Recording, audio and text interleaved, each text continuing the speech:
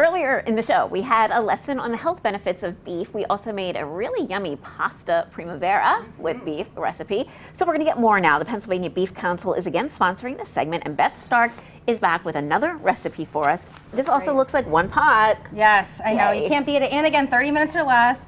Lean ground beef is a shining star. So again, lean ground beef provides essential nutrients like B vitamins, iron, protein, zinc, things that we all need to thrive, you know, in our active lifestyle. So easy to make. But talk about babies. I know you want to talk about introducing beef in babies. Yeah. I mean, this is different than this, the pureed green beans that we're doing, this is really cutting edge. So, you know, the American Academy of Pediatricians, as well as the newest dietary guidelines, really recommend introducing solid foods, including beef, to infants and toddlers, you know, at that around like 6-month age, assuming your child is, you know, ready and they're sitting up and they're showing all those signs, because you can really help to optimize their nutrition, you know, by providing those, you know, solid foods, again, including beef. So with the beef, they're getting choline, they're getting the zinc, iron, nutrients that kiddos may not be getting from other sources. So it's a really easy way to incorporate that, and again, in that, you know, first 24 months of life, it's just so vital to get all that good nutrition into their bodies. I mean, it makes perfect sense because so many people are not doing purees anymore. They do the baby-led weaning where babies actually, you know, take it. So why not give them the beef? Exactly. Right? And so for, like, you know, this recipe or even the pasta, there's smaller pieces so the child can easily use their little pincer grasp and pick them up, you know, or pick out the noodles.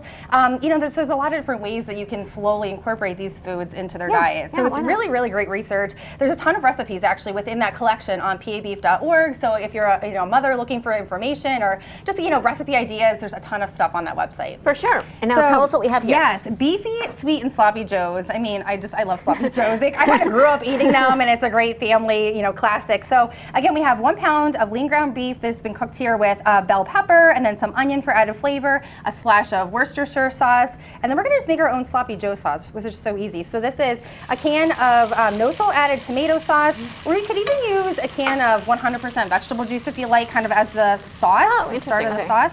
And then really all we're going to do is add a little bit of brown sugar in here too. So you have that, again, that sweet aspect coming in.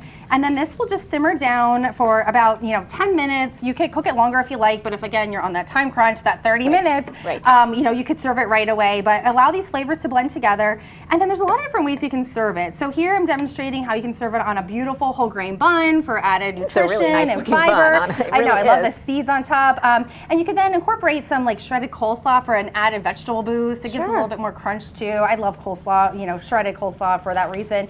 Or if you like lettuce wraps, I mean, you could put it in a lettuce wrap and roll it up. And this one too, if you're lucky enough to have leftovers, you could repurpose them. Make a grain bowl, make a salad, throw it into a wrap. And this recipe would be really easy to freeze.